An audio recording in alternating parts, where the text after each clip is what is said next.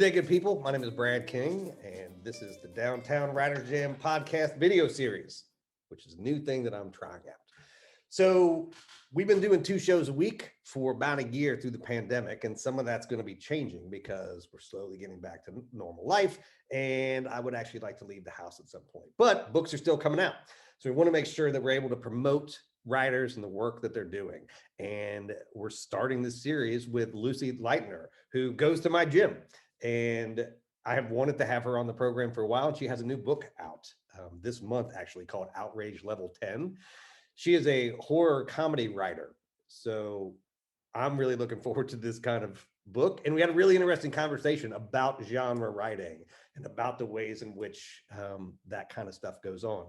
So she was a trained journalist. Like, that was what she did in college, and then immediately quit that, which was a very good decision on her part, and became a screenwriter and did some of that stuff briefly, and that informed a lot of what she did. So today on the program, we're going to talk a little bit about the book.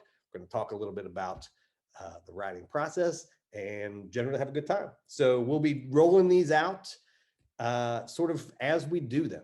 I've decided to not have a schedule with these. So you'll both be able to see the video series, and I'll release these as shorts on the podcast as well. So you can join us on the YouTube channel. You can listen to the audio wherever you listen to podcasts. And with that, here's my conversation with Lucy Leitner. Okay, so we are at the same gym. I did not know that you were a writer. And then I found out you were a writer, and I've been meaning to have you on a show for a while. And then your second book just came out. Is that right? So when did it come out? 19th. The 19th. Oh, so like it literally just came out. Just came out, yeah. And tell me about it. It's Outrage Level 10. Yes. It takes place in Pittsburgh in a dystopian future about 25 years into the future. In the year 2025, there has been a revolution in which the government is overthrown, and the headquarters of the new regime have moved from DC to Pittsburgh. And because that is where the voice of the revolution is from. And the justice system has been replaced by basically Twitter. It's called Chatter in my world, though. And you report someone for what they've been doing, and based on how everyone else feels about this offense, that person will be brought to the tribunal where they will be tried for their crimes and sentenced to a variety of punishments. It is in this world where our anti-hero Alex Malone is a cop. Now, of course, the police have been drastically defunded, and they basically all they do is enforce parking tickets. They check like liquor licenses, and they all wear uniforms that are like left over from old sound stages and everything. So you got like, Old West sheriffs and like, old NYPD uniforms from TV shows. So they're a rather motley crew of police officers that don't really do much. And Alex Malone is a severely brain damaged ex-enforcer for the Pittsburgh Penguins. So he has, his fits of rage, he has memory lapses, severe headaches, and in experimental treatment, it cures all this, except he starts having other people's memories. So that's the mystery of the book, is he tries to figure out what these scenes of, ritual murder and torture are that are going on in his head. So where does that world building come from? Came from a long time of thinking about it. I was going to say, like, this feels like lots of things that have been in your head for a long time. Yes, it has. This all started back in like 2013. Where some of the ideas came from. It's funny because it actually showed up, like, one element of the world is that, taking away all these like intermediaries and everything else with, overthrowing our current, our current way of life, has been these cures for everything. Like, everything has been cured. So people have basically stopped dying, except the only thing that they haven't figured out how to cure is the brain. So that was the initial idea. And initially it was about like these almost bionic bionic senior citizens, like running around and terrorizing the world with, but their brains are completely atrophied because they're like, 140 Oh years yeah. old. Yeah, so they're, they're attacking, but they're, usually if someone has like, severe dementia or something, they're no danger to anyone. But in this case, because their bodies are very youthful and capable, that those were actually that was like kind of the monsters, and then it totally changed, and that just became like a backdrop to Yeah. the world. Well, Yeah. I think these things happen when you write. Like it's never Yeah. like I've interviewed, I don't know, 150 authors, and we sort of always joke like the book you start out to write is almost never the book that you write. Yes, completely. Yeah. 100%. My sister recently reminded me that the working title for this book, when I first told her about it, was Pop Pop Goes Pop. And And that changed along the way. oh yes, drastically. So it's interesting because I'm sort of fascinated by genre fiction, which I hate terminology, but like particularly people that like just get into like the guy I work for, his sister is one of those people that writes romance novels like once a month. Oh wow. And like that's her career now. Like she just Yeah. that's what she does. She turns that stuff out. And I love reading that stuff because I'm just fascinated by writers that get into a genre and like just create things and go. And Mhm. like you're sort of in the horror comedy genre. Yeah. How do you get there? It's what came naturally to me. Actually, I my first book, figured.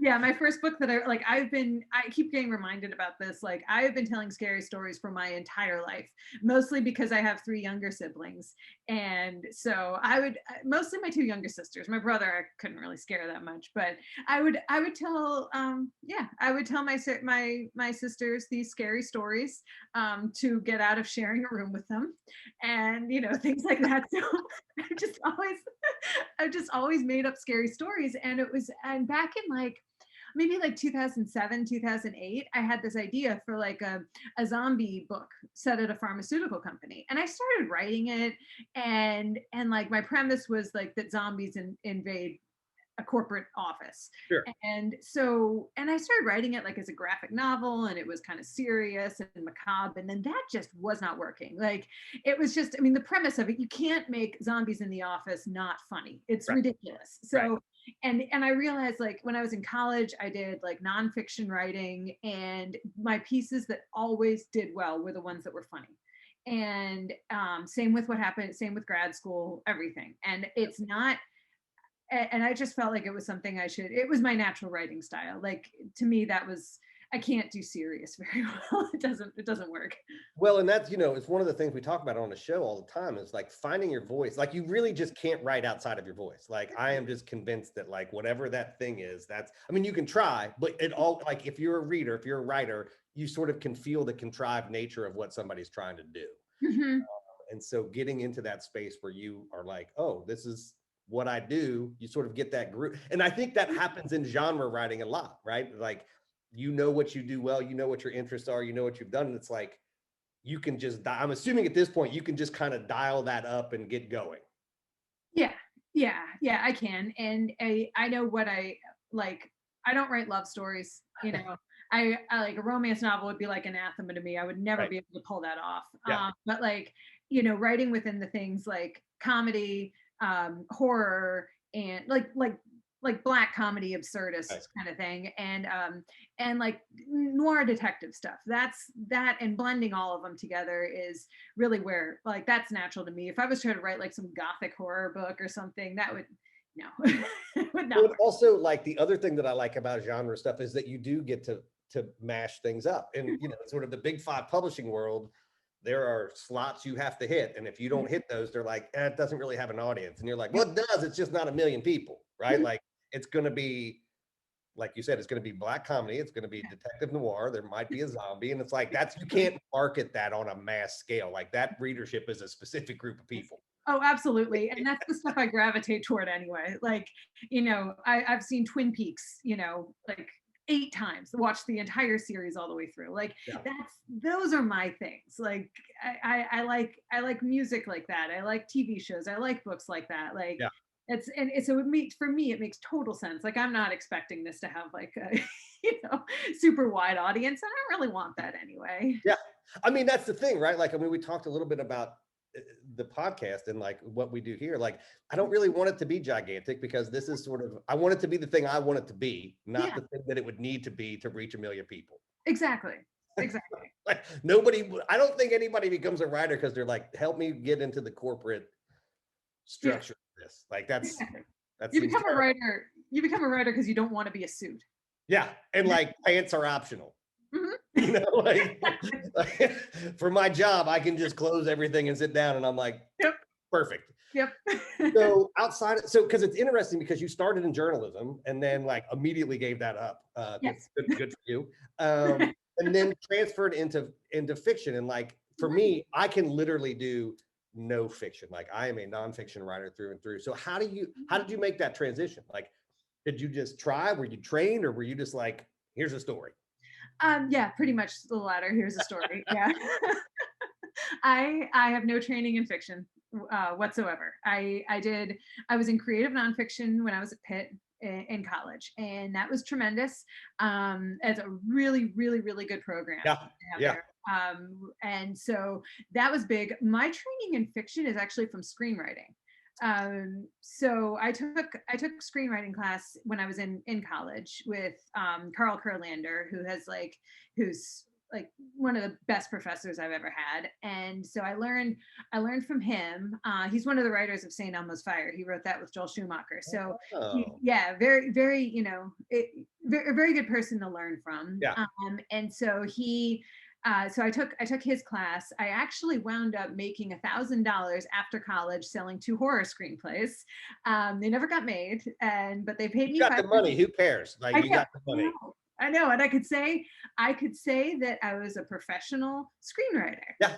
So they never got made. I don't think they were very good, and so but that was really but I did get professional feedback on them. Yeah. So in terms of writing fiction and plotting it like that, it's all my training really comes from screenwriting.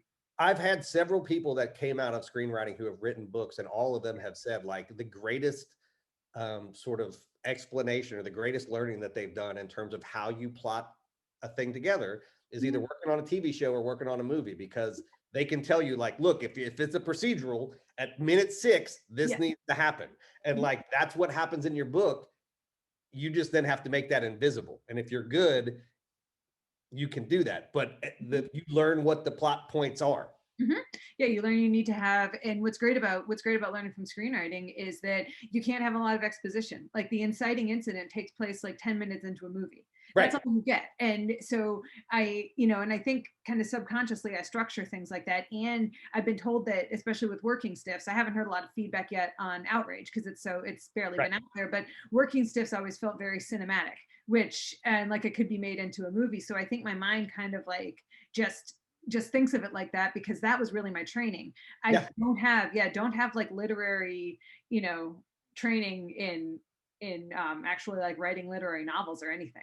Yeah, it is interesting because Stephanie Story, who I had on the program, was a producer, and she said what you just said, which is because it's a 10-minute mark, this is when it needs to happen, and then it's sort of storyboarded out. Mm-hmm. It makes the writing be visual because that's the way the plotting of the thing happens, right? Mm-hmm. I remember I wrote a short film, and like the director got it. He's like, "This is great," and like, I don't need the first 7 pages. That's the establishing shot. And I was like, I can't be here. Yeah. Like, I don't think that way, but that was like sort of my early, like, oh shit. Okay. Like, that's sort of how you do it. And I think it's also helpful, like the way that all of it informs each other. Like journalism has helped me too. Journalism teaches you brevity and, and really, telling what the important parts are. And so I don't have very flowery writing or anything like that, because also like that's what my training has been in, which I think is extremely helpful. And like I came out of the magazine world, and so for us it was less about brevity, it was more about scene writing, and like everything has to build a scene, and then there's sort of why it matters exposition in between those transferring through. And so that, to me, that's why I don't think I can do fiction, because I always have these moments where like, okay, so that thing just happened, here's why. And people are like, I don't need that in my fiction. And I'm like, but you do. How else will you know what I mean? And they're like, that's not how any of this works at all. One really interesting thing that I always think about that I retained it from that screenwriting class in college, which was 2004, is that in a movie, like writing a really good movie, is that every scene should end in a different place from where it begins. So even if it's just like some sort of transformation with a character from a more like, quiet character driven piece, or something like action, like a movie, like each scene should do that. So I really try to do that. And to this date, there is only one movie that I've ever seen to ever like actually accomplish that. And it's a Rob Zombie movie. Like that's it. Like I have never seen it. I remember watching The Devil's Rejects and thinking, oh my God, like he did that. He did every single scene, every single scene was unexpected. It was like a different story within each. And so I kind of try to do that too with writing, because the one thing that drives me crazy is seeing a chapter that didn't go anywhere. Yeah. Like, and I, that's like that for me, I think it's pretty common in some types of fiction, and most people don't notice because it's a like great prose or something. But for me, coming from screenwriting and having retained that piece of information above everything else, it's like, oh, this drives me crazy and I won't do that. Yeah. Do you like note card stuff out, like when you plot it out? I did. I made what my brother refers to as a psycho board. Yeah. My brother has far more screenwriting training than I do, and he has all these systems in place for planning and everything, and I tried that with Outrage, which would have been the perfect place to do something like that, because it's a mystery, really. I mean, it's horror, but it's also a mystery. It's plot driven, and it's got all these events that happen because I've made a whole future world. Yeah. So I did plot it, and I had dates, and the fact that I started it in 2013 and didn't finish till the beginning of 2020, I had to change all the dates. So like, if I was going to do this, like I had the board, and I just didn't stick to it at all. Like, so really?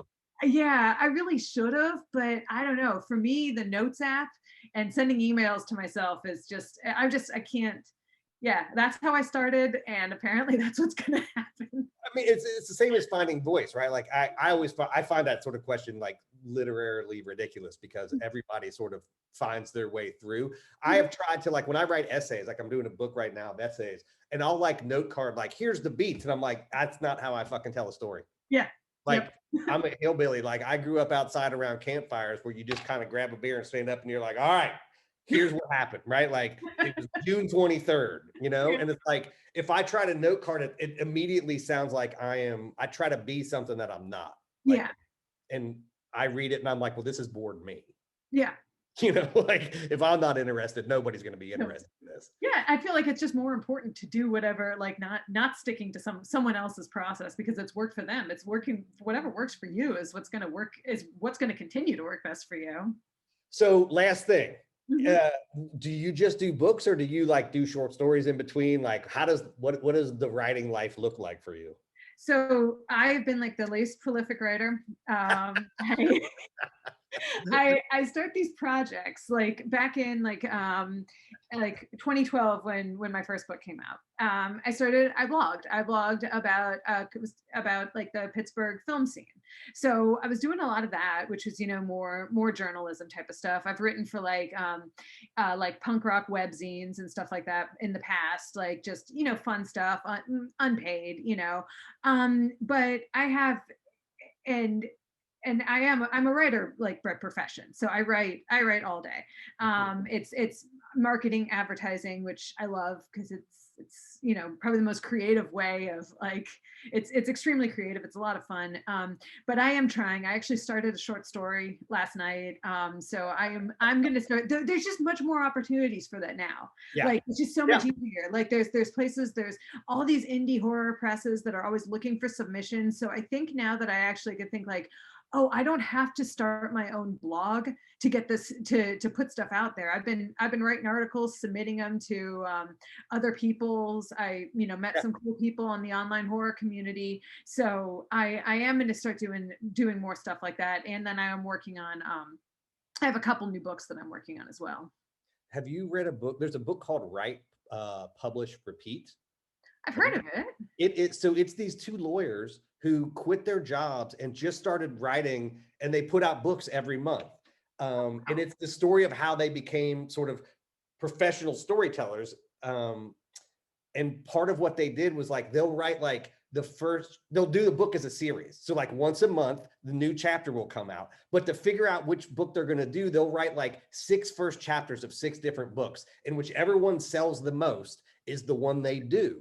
And they're like, so like they ended up doing some book about like a cowboy that rode like a unicorn. Like it's just completely bizarre. And they're like, this is not shit we'd ever done, but people love this series. And we've sold, hundreds of thousands of copies of this. So like, yeah, we're going to write that story.